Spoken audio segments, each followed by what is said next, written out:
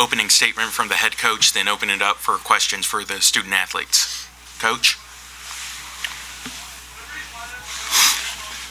Well, first of all, we're excited to be here, obviously, and it's been an emotional season for us with our pitching coach battling for his life and recently passed, and I'm just proud of our kids for the way they've been able to maintain their focus and put together a strong season and win the Big Ten championship and have an opportunity here to play in the NCAA tournament in a very, very strong and competitive regional here at Texas A&M. So we're looking forward to trying to get refocused and recentered here and back to playing the baseball that we have for most of the season. Opening up for questions for the student athletes. Rich? Dalton, can you address that a little bit, because you probably were, most affected by what went on there in the picture. Yeah, just as far as everything with Coach Oakes. Yeah, I mean, it was a tough couple of weeks that we've had recently with him passing. But ultimately, he's in a better place and his suffering is over. So there is some peace in that. And I mean, I think it's just helped us too in terms of just staying motivated and perspective. We've kind of stumbled a little bit the last couple of weeks here, losing some close games. But ultimately, baseball is just a game, and we're not defined by our wins and losses, and that was a big thing that Coach Oakes T.O. taught us. So I think even though he's gone, his messages, his ideals, he still lives on through this team and his family. Matt, could you give us a follow-up on that? Yeah, I'll echo everything Dalton said. Since I've been on campus, T.O.'s been fighting leukemia. He's had 3 bouts of it since I've known him in the past 3.5 years.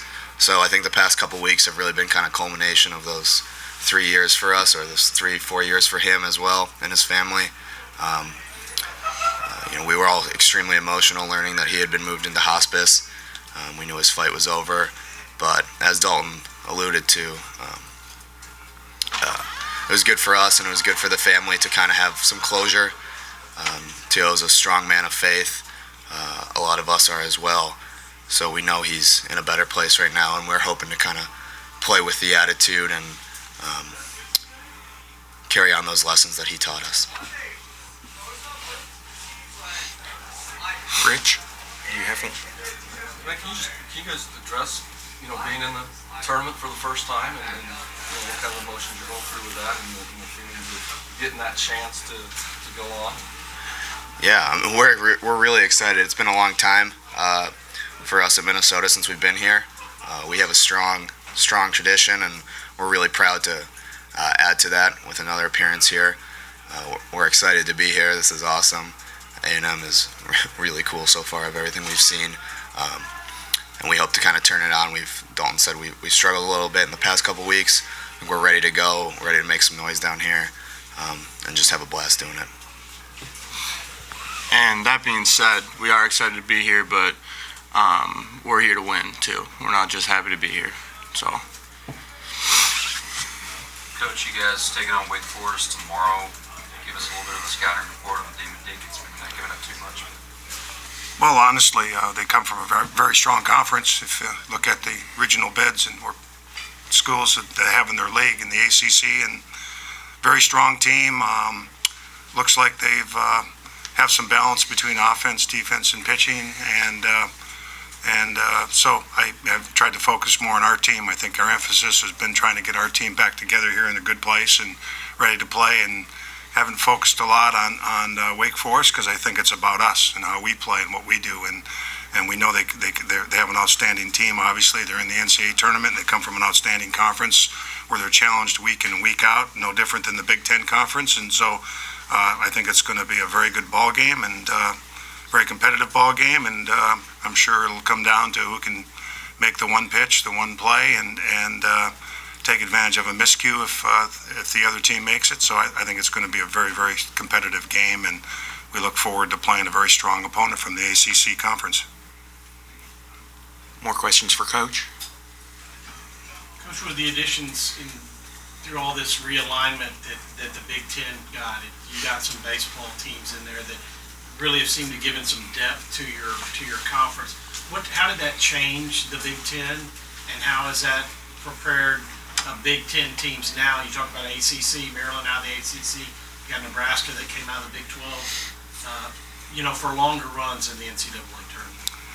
Well, I've been connected to the program for over 40 years, so I've seen it all in my tenure. I think the league today, no question about it, the league top to bottom is very similar to the top conferences in the country today. Every weekend there's no easy games. Everybody's improved their facility. Everybody's hired new coaches. A lot of the schools have. There's people losing their jobs in our league, obviously, because they haven't won enough. And so the financial commitment that the league has made across the board to improving facilities, coaches' salaries, indoor facilities, training centers, the amount of money we have to spend to travel in February and March to try to be competitive. The league has made a huge investment in upgrading our competitiveness as a league, and it's evident when you play in the league every weekend. There's no easy games, and we played at Purdue the second to the last weekend of the year, and if you looked at their records, you'd go, okay. But when we played them there, they were a lot better than their record showed. And again, it comes down to what I just said. I think if you look at the league, it's a pitch, it's a play, it's a call, some good fortune, a bounce.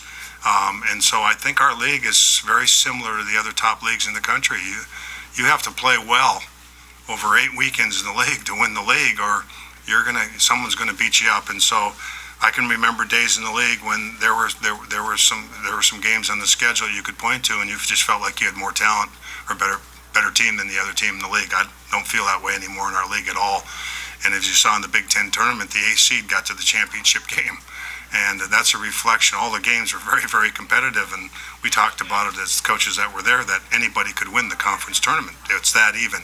And so it's made the league better. It's been more fun. I think it does prepare you for this stage a lot better than it used to in terms of the competitives. Everybody has somebody now. Everybody's got a pitcher. Everybody's got a great player, position player, 2 or 3 or 4. So everybody's got somebody now in the league, and you got to find a way to beat those somebodies every weekend. And I'm proud of our kids because we played very well over a long period of time in our league, and we went 10-1 on the road in the conference, and if I remember correctly, and so to play at that high of a level on the road and against the quality of competition, I just think it prepares you to play in the NCAA tournament like the other leagues have been able to do for their teams. John, what stands out when you look at the Aggies? What stands out? I don't think there's a weak link there at all. I mean, they're strong in all 3 phases of the game. Offensively, look at their numbers. They're very talented. They have, looks like to me, a whole host of arms out there in their staff, power arms, and people with very competitive stuff and play strong defense. So you don't win the SEC and tournament and put together the year they do and win 20 games in that league unless you have a very, very strong baseball team. And so they're very talented, very well coached. I knew Rob Childress when he was at Nebraska.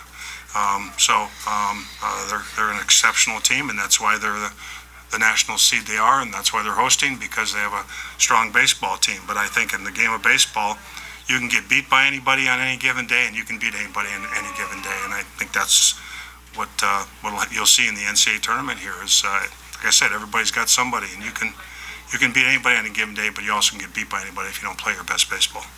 What were your impressions of Coach Childress back when he was in Nebraska, and what was that relationship like? Well, obviously he's very passionate about the game. It looked like, from my viewpoint anyway, he was a strong teacher.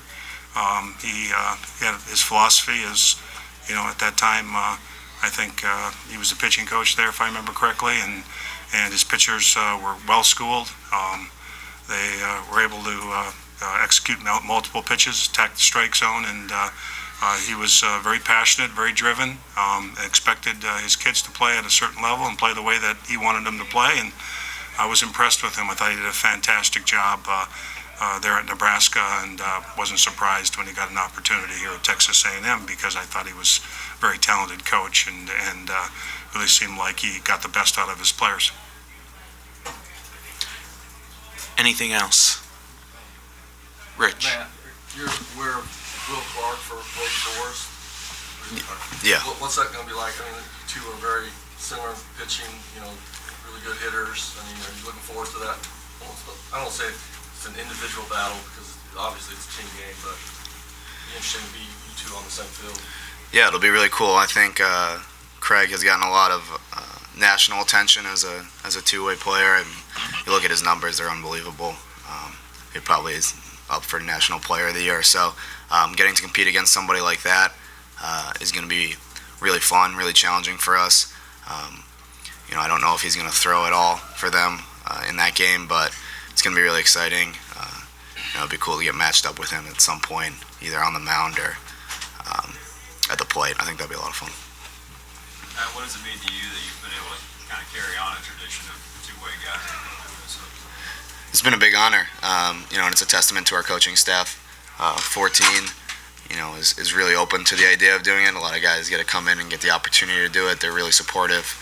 The whole coaching staff, is flexible with me, works with me. You look back, and like I said earlier, we have a really strong tradition of baseball. There's been a lot of really good two-way players. So just to carry on that legacy means a lot to me, and I think the fact that other guys have been able to do it just is a reflection of how good our staff is and how flexible they are with our players. Coach, when you have weather conditions like this, do you have any special plans for is it just one of those things you cross your fingers, hope you get the game in, but if you don't, what do y'all do? Well, I think I learned in my career you can't, you try to control the controllables, and I think if it's game time, you got to put your best pitcher out there and see where it leads you. I think to try to play the game of what if, or maybe this is going to happen or that happens, I think more times than not you get caught probably making the wrong decisions. So I think when it's game time, you go with the plan you have in place and just make adjustments as you go along based on what the weather does, and that's something we can't control. We're going to try to control to be ready to play when it's time to play, and we'll make some adjustments as we go along if the weather leads us down a different path. Have you had a situation like this in a weekend series this season? Oh yeah, we have. We were at Michigan second weekend of the year and had to deal with the snow and cold, and game got stopped because it's snowing too hard. So actually we finished the second game with after a delay with our third starter. So you just adjust based on what you have in front of you and try to win that game and worry about tomorrow when tomorrow comes. And so yeah, we obviously we play in some challenging weather conditions during the course of our spring, and so you're forced sometimes to look at these decisions, and so we've had practice at it. Our players have had practice. They're used to sitting through delays and different things that come up, and so I my career I've had experience with it. So we're prepared for that. I don't see that being an issue here based on some of the things we have to go through in the course of playing Northern baseball.